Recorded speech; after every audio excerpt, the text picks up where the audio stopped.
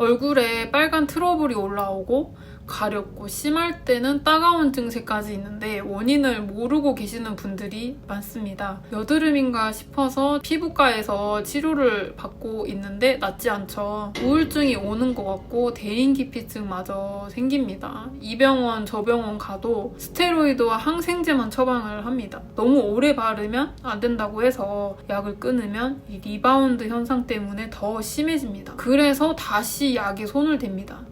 이런 악순환이 반복되면서 몸과 마음이 지치게 됩니다. 저는 피부염이 생기고 한 6년 정도 병원을 옮기면서 이런 악순환을 반복을 했었거든요. 마지막으로 간 병원에서 지루성 피부염과 모낭염이라는 진단을 받았습니다. 그때부터 스테로이드를 끊고 약을 먹으면서 치료를 했고 의사 선생님이 시키는 대로 식습관, 생활습관 바꿨습니다. 여러 병원 전전하면서 치료비가 거의 1,000만 원 정도 들었어요. 저는 현재 약을 먹지 않고 모낭염 연고도 바르지 않고 있지만 완치한 피부를 유지하면서 잘 지내고 있습니다. 이 영상을 끝까지 보게 되면 약을 끊고 나서도 3년 넘게 피부염이 재발하지 않는 관리법을 알게 되실 거예요. 저는 1,000만 원 넘게 들여서 알게 된 방법이지만 여러분들은 돈 들이지 않고 구독과 좋아요 눌러주시면 그 방법을 알 수 있습니다. 지루성 피부염과 아토피 구분 방법을 좀 말씀을 드릴게요. 저는 유튜브에서 지루성 피부염에 대한 정보를 찾다가 묘한 의사를 알게 됐습니다. 피부염을 전문으로 치료하고 있다고 했고 본인도 지루성 피부염을 앓았다고 하더라고요. 거기에 좀 믿음이 가서 그분을 찾아갔습니다. 너무 심각해서 6개월은 치료를 해야 차도가 있을 거고 1년은 걸릴 수 있다고 했어요. 저는 제발 낫게만 해달라고 했어요. 지루성 피부염이랑 아토피랑 헷갈려서 의사도 오진하기가 쉽다고 합니다. 이거는 영업 비밀이라고 선생님이 말씀을 하셨는데 지루성 피부염이랑 다른 피부염이랑 구분되는 가장 큰 차이점이 바로 이 눈두덩이랑 피부염 분포 이 모양이라고 합니다. 일단 눈두덩이부터 설명을 드릴게요. 아토피는 이 눈두덩이까지 다 빨갛대요. 그런데 지루성 피부염은 눈두덩이는 하얗고 이 이마, 코, 볼, 턱은 홍반으로 이렇게 막 덮여 있어서 팬더처럼 보이거든요. 실제로 주변 분들이 저한테 팬더 같다는 얘기를 했어요. 희한하게 너는 눈 주변만 하얗네 이러더라고요. 근데 피부염 분포 모양이 데컬코마니라는 거예요. 그러니까 홍반이 올라온 모양이 왼쪽, 오른쪽 얼굴이 같아요. 그래서 얼굴 반을 이렇게 접었다고 상상을 하면은 모양이 똑같이 다 겹치는 거죠. 제가 그랬거든요. 그래서 왼쪽, 오른쪽 얼굴 사진을 보시면 알겠지만 이 모양이 같습니다. 그리고 눈 주변이 하얗죠. 다 이제 치료를 시작을 하게 됐는데요. 의사 처방은 몸에 열을 내리는 한약 복용이었습니다. 시간 맞춰서 빼먹지 않고 꾸준히 먹었습니다. 1년 동안요. 한약 먹을 때 주의할 것은 간이 해독을 하고 있나 점검을 해야 하거든요. 저는 피 검사를 이제 주기적으로 해서 해독 여부를 확인하고 복용했습니다. 그리고 지루성 피부염에서 빠져나올 수 있는 생활습관 7가지를 의사가 알려주는 대로 실천을 했습니다. 첫 번째, 온열 매트 사용 금지입니다. 그때가 겨울이어서 온열 매트를 쓰고 있었는데요. 매트를 치우고 보일러 온도를 올려서 공기를 훈훈하게 만들어줬습니다. 지루성 피부염은 몸에 열이 빠져나가지 못하고 이 얼굴로 몰려서 생기는 거기 때문에 잘 때 바닥을 뜨겁게 하면 안 됩니다. 두 번째는 기초 화장품 끊고 화장 금지입니다. 화장 안 하고 회사 가는 게 너무 힘들었거든요. 근데 그때 코로나가 유행하던 시절이어서 맨 얼굴에 마스크 쓰고 그냥 일했습니다. 기초 화장품 다 끊고 병원에서 준 발효수 뿌리고 흡수되면 그 위에 알로에베라 겔만 발랐습니다. 처음에는 이 얼굴이 당기고 건조해서 미칠 것 같거든요. 그런데 일주일 지나고 나니까 괜찮더라고요. 세 번째는 탁상용 선풍기 틀어놓기입니다. 이 겨울이라서 회사에서 히터를 트니까 자꾸 얼굴이 열이 올라서 죽겠는 거예요. 저는 1년 내내 책상에 선풍기를 놓고 얼굴이 열이 오른다 싶으면 틀어놓습니다. 그리고 알로에베라 겔만 쓰니까 얼굴이 너무 건조하잖아요. 그래서 옆에 가습기도 놓고 같이 쓰고 있습니다. 네 번째는 자기 전에 냉팩하기입니다. 자기 전에 깨끗한 미용 수건에 찬물을 적셔서 얼굴에 올려놓고 20분 정도 팩을 합니다. 여름에는 냉장고에 넣어놨다가 쓰는데 시원해서 기분이 정말 좋아집니다. 이때 제가 느끼거든요. 아, 내가 열 때문에 힘들었던 거구나. 이걸 몰라서 그동안 고생을 했구나 싶거든요. 여름에 더우면 지루성 피부염이 더 심해지거든요. 이때는 출근하기 전 아침에도 냉팩을 해줬어요. 그리고 5번째는 몸에 열을 올리는 음식 섭취 금지입니다. 의사가 지루성 피부염은 음식에 크게 영향을 안 받으니까 그냥 먹고 싶은 거 마음껏 먹어라 그렇게 했거든요. 다만 주의할 거는 몸에 열을 올리는 음식은 먹지 말라고 했습니다. 특히 술, 인삼을 강조했는데요. 제가 이 병원에서 치료받기 전부터 술은 이미 끊은 상태였습니다. 지금 금주한 지 거의 한 7년 넘은 것 같은데요. 제가 술을 끊은 이유는 술만 먹고 나면 이 피부염이 더 심해지는 거예요. 그래서 직감적으로 술을 끊어야겠구나 싶더라고요. 예전에는 술을 미친 듯이 마셨거든요. 가끔 술 생각나면 하이트 무알콜 맥주 마십니다. 0.00%라고 써있는 거 먹어야 됩니다.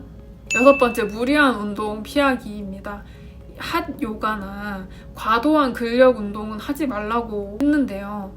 당연히 운동을 하면 몸에 열이 이렇게 발생하면서 얼굴에도 이 열감이 올라옵니다. 근데 사실 저는 운동을 별로 안 좋아해서 이 사항은 정말 잘 지켰거든요. 근데 운동을 아예 안 하면 안 되니까 걷기나 스트레칭 정도는 해줍니다. 이 스트레스 해소를 해줘야 얼굴에 열이 안 올라오거든요. 저는 헬스장에서 스트레칭 존에만 늘 시간을 보냈습니다. 이제 7번째는 미지근한 물로 샤워하고 세안하기. 지루성 피부염은 몸이 더워지면 안 되거든요. 항상 시원한 느낌이 드는 온도를 유지해줘야 몸에 이 열감이 안 올라옵니다. 저는 목욕하는 걸 좋아해서 평소에 한 30분 이상 하기도 하고 1시간 할 때도 있거든요. 샤워하고 나서 거울을 딱 보면 얼굴이 너무 빨간 거예요. 그래서 물 온도를 좀 낮추고 샤워 시간도 줄이려고 노력을 했습니다. 그리고 마지막에 몸이랑 얼굴을 약간 시원한 물로 헹궈줬어요. 8번째는 머리 말릴 때 냉풍으로 하기. 이거는 마지막 이 생활 습관은 의사가 알려준 건 아니고 그냥 제가 알아서 한 건데요. 저는 원래 머리가 이 허리까지 오는 긴 생머리였습니다. 근데 드라이 할 때 뜨거운 바람 때문에 너무 힘든 거예요. 제가 머리숱도 많아가지고 드라이 하는 시간도 엄청 오래 걸렸거든요. 그러면 얼굴이 너무 뜨거워지는 거예요. 그래서 숏컷으로 잘랐어요. 머리 말리는 시간이 엄청 줄어들어서 신세계를 경험을 했습니다. 근데 문제가 뭐냐면 제 머리가 곱슬이어서 숏컷을 해놓으니까 매일 고데기를 이렇게 해야 되는 거예요. 근데 이 드라이기 바람보다 고데기 열기가 더 힘들더라고요. 그래서 지금은 이렇게 똑단발을 하게 됐습니다. 매직펌을 해놓은 상태라서 뭐 냉풍으로 머리 말리고 다이슨 에어랩으로 이렇게 빗어주면 금방 모양이 잡히거든요. 그래서 제일 편한 길이입니다. 저 이게 찾았습니다. 이거 최애 머리 모양. 이 정체기를 좀 말씀드릴게요. 6개월 지나고 나니까 홍반도 거의 없어지고 많이 좋아진 거예요. 이 입 주위까지 이렇게 뺑 돌아가면서 이렇게 올라왔었거든요. 근데 얼굴에 이렇게 열이 좀 오르는 거랑 전체적으로 이렇게 핑크색처럼 돼 있는 이 붉은 색깔은 안 빠지더라고요. 정체기를 경험한 거죠. 의사한테 제가 그랬죠. 왜 이렇게 붉은기가 안 사라지냐, 낫기는 하냐, 벌써 6개월이 넘었다 뭐 이라고 했더니 모낭염이 있는 것 같으니까 수란트라 크림을 좀 발라보자 그러시더라고요. 제가 스테로이드 리바운드 때문에 엄청 고생을 했거든요. 그래서 연고 쓰기가 너무 무섭다 그랬더니 수란트라는 그런 걱정 안 해도 되니까 듬뿍 짜서 바르라 그러셨어요. 그래서 시키는 대로 했더니 좋아졌어요. 한 30g짜리 3통 쓰니까 낫더라고요.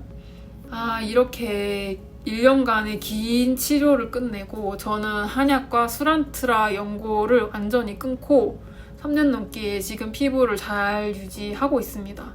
그리고 화장은 치료 시작하고 6개월 정도 됐을 때 비비크림은 바르고 다녔어요. 알로에베라 겔 위에다가 발랐거든요. 완치하고 지금은 알로에베라 겔이랑 바루스는 안 쓰고요. 기초는 수분 세럼 하나만 바르고 비비크림 바르고 수정 화장은 쿠션으로 하고 있습니다. 근데 선크림은 절대 안 써요. 선크림 바르니까 이 가려운 증상이 있더라고요. 지루성 피부염에는 가려움 증상이 진짜 큰 거거든요. 가렵다 싶으면 절대 안 써야 됩니다. 지루성 피부염 시작이 가려움이거든요. 지루성 피부염은 화장품 개수를 무조건 줄여야 됩니다. 그래서 미스트 대신에 가습기를 이용을 해서 항상 피부를 촉촉하게 유지하고 있습니다. 이제 치료 후기를 마무리해 보겠습니다.